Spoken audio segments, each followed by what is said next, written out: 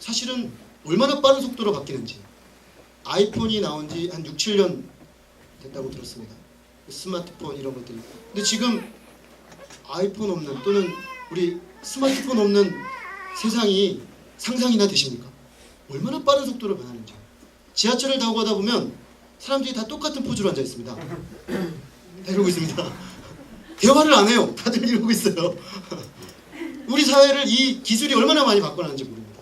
이 지식이 너무나 빠른 속도로 성장하면서 빨리 변하니까 사람들이 오늘 본문의 말씀처럼 빨리 왕래하며 지식이 더하리라. 지식을 찾아서, 왜냐하면 그 지식의 골목을 쥐는 자가 막대한 부를 취할 수 있거든요. 빨리 나가서 그걸 취해서 선도하는 사람들에게 부와 명예와 이 땅에서의 부요함이 주어지기 때문에 사람들은 막 찾아다닙니다. 자, 그런 이때에 사실 사람들은 그런 것만 찾는 것이 아닙니다. 영적으로 갈급해집니다. 영적인 참된 지식을 찾습니다. 그래서 최첨단의 문명이 발달하고 교통이 발달해서 오늘 말씀처럼 빨리 왕래하죠.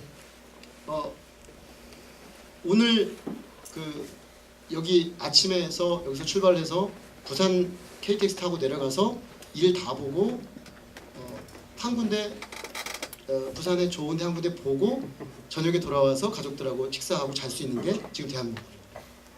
비행기를 타면 며칠 이내에 전 지구 어디든지 오갈 수가 있습니다. 어저께 거기 있었던 사람이 오늘 여기 와 있는 것이죠.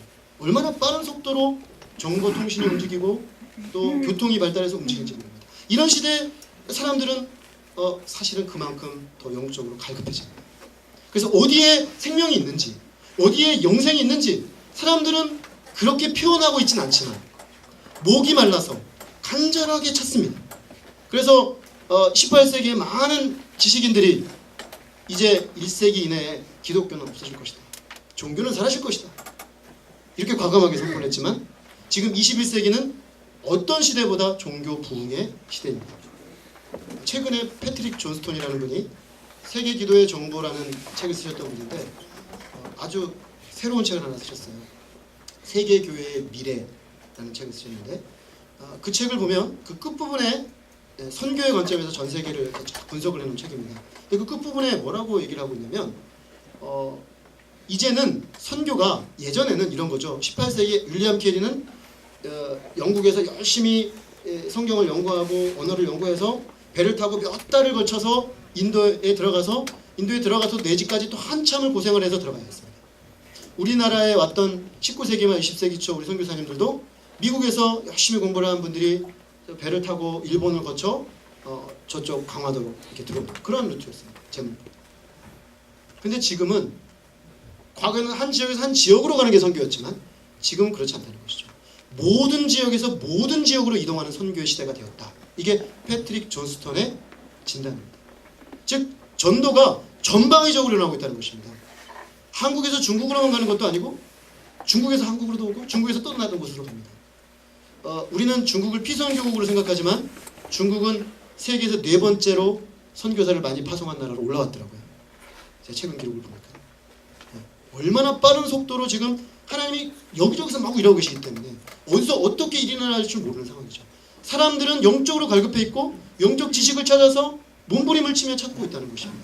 그래서 가히 역사상 최고의 종교 부흥의 시대로 21세기는 지금 시작하고 있습니다. 자, 이런 시대에 사람들은 간소하고 봉함된 말씀, 하나님에 대하여, 하나님의 진리에 대하여, 하나님의 역사의 마지막에 대하여 기록해놓은 참된 진리에 대한 목마름이 점점 커져가고 있다는 것입니다. 그런데 오늘 본문 말씀에 봉함하라 이 말씀 속에는 말씀이라는 것이 한편으로는 열려있고 한편으로는 닫혀있다는 것을 말해주고 있습니다. 열려있다는 것은 마지막 때 성취될 것들을 보고 우리에게 아주 분명하게 나타나는 것이죠. 우리가 다니엘 때 봉함된 이 성경이 예수 그리스도께서 오심으로 이게 완전히 열렸는데 이 봉함을 떼시는 분은 예수님이신데, 왜냐하면 구약 성경은 예수 그리스도를 향해 그를 가리키고 있고 신약 성경은 예수 그리스도 오심과 그의 죽으심과 부활과 승천과 다시 오심을 이야기하고 있기 때문에 예수 그리스도만이 이 성경을 풀 수가 있습니다. 그런데 결국 열린 것이죠. 예수 그리스도의 열린 것이 무엇이냐면 예수 그리스도의 오심과 죽으심과 부활과 승천과 다시 오심 속에서 그 예수 그리스도를 영접한 사람들은 구원을 얻는다는 것입니다. 이것이 열린 진리입니다. 열린 진리. 그러면 그 예수를 믿으면 어떻게 되는가? 예수님이 우리 안에 성령으로 역사하셔서 예수 그리스도 닮은 거룩한 하나님의 백성을 만드신다는 것입니다. 그것이 지금 마지막 선교의 시대에 하나님이 하고 계신 일이라는 것입니다.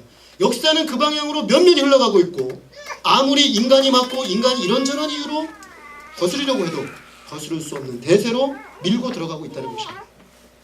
자, 근데 이게 열린 것이요, 확실한 것입니다. 근데 닫혀 있는 것이 있습니다. 예를 들면 미래에 일어날 세세한 것들이죠. 언제 세상이 그럼 끝이 날 것인가? 적그리스도가 온다고 하는데 누가 적그리스도인가? 뭐 이런 것들이죠. 그 아주 세세한 것들은 나타나지 않습니다. 오신다는 것과 도적과 같이 온다는 것, 반드시 있다는 것, 그때는 노아의 홍수 때와 같지 않다는 것, 뭐 그 정도만 분명하게 드러나 있습니다. 자, 그러면 열려 있는 것도 있고 닫혀 있는 것이 있다면 우리는 어떻게 해야 되겠습니까? 열려 있는 것들을 꽉 붙잡아야 됩니다. 열려 있는 것들을 꽉 붙잡고 그 안에서 만족하고 열려 있는 것에서 우리에게 주시고자 하는 메시지에 합당한 사람으로 세워지기에 우리 자신을 온전히 드려야 합니다. 즉 예수 그리스도를 잘 믿고 그리스도 안에서 장성한 분량으로 자라가는 일에 집중해야 하는 것입니다. 그리고 닫혀있는 것은 그럼 어떻게 하는가? 그건 주님께 맡겨야죠. 언제 주님 오실지 알 수가 없죠.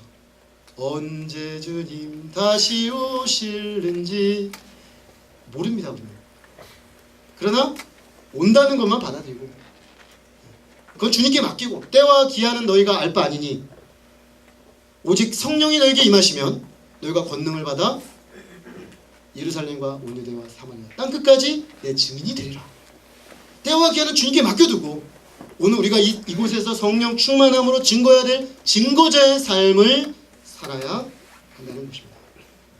다시 말해서 어떤 상황에서도 예수 그리스도를 닮고 예수 그리스도 말씀으로 열려진 말씀을 사람들에게 주어서 그들도 이 삶에 동참하도록 제자 양성하는 일에 전념해야 한다는 것입니다.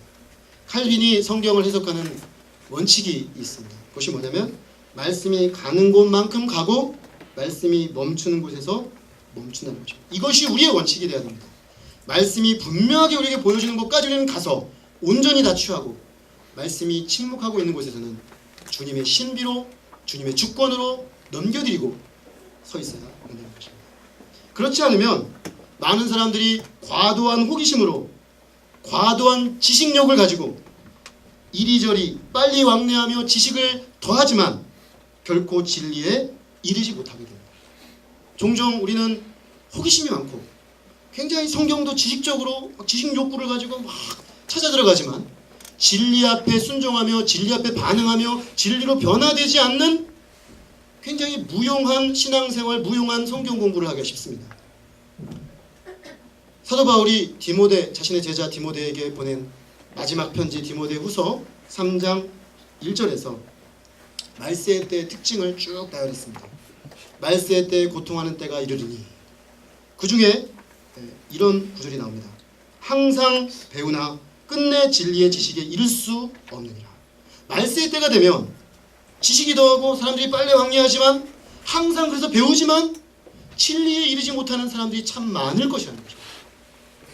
우리는 열려있는 것에 반응하고 닫혀있는 것을 주님께 맡길 때 참 진리에 이르러서 영생을 얻고 사람들을 살리고 이 어두운 시대에 빛을 발치는 하나님 나라의 스타로 살 수가 있는 줄로 믿습니다. 우리가 이미 열려있는 하나님의 말씀, 이 말씀 배우는 일에 우리가 올 연초 시작하면서 새로운 마음의 결단이 있기를 기도합니다. 그리고 우리만 배울 뿐만 아니라 이 말씀을 깊이 배우고 알아서 내 옆에 있는 사람에게 이 말씀을 나눠주는 일에 제자로 키워내는 일에 다시 한번 우리가 헌신하는 놀라운 은혜가 있기를 기도합니다. 결론을 맺습니다. 하나님 나라의 스타는 반짝 스타가 아닙니다. 세상 스타는 반짝 스타죠. 예전에 스타였던 분들 다 잊어먹었어요. 저희 중고등학교 때 스타들. 요즘 꽃보다 누나 뭐 이런 거 나오지 않습니까? 네, 근데 그걸 보면은 그 배우들이 나오시는데 이미연 뭐 이런 분 나와요. 근데 요즘 10대들은 잘 모르시는 분이에요. 제가 인터넷에 기사를 봤더니 이렇게 말하더라고요. 이미연이 재발견되었다. 뭐 이렇게 잘 모르던 사람이었는데 다시 알게 됐다는 거예요. 근데 저희 때는 우리 하이틴 스타였지 않습니까? 책받침에 제일 많이 나오던 자매님.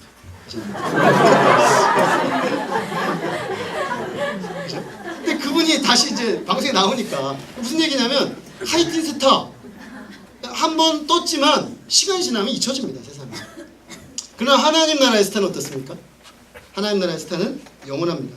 오늘 본문 말씀에 많은 사람을 옳은 대로 돌아오게 한 자는 별과 같이 영원토록 빛나리라. 예수님께서 마태복음 13장 43절에 이렇게 말씀하셨습니다. 그때 의인들은 자기 아버지의 나라에서 해와 같이 빛나리라. 영원히 빛나는 하나님 나라의 스타. 그 스타의 소망을 안고 올 한 해 주님 앞에 새로운 마음으로 헌신하는 우리 모두가 될 수 있기를 간절히 기도합니다. 기도하겠습니다. 살아계신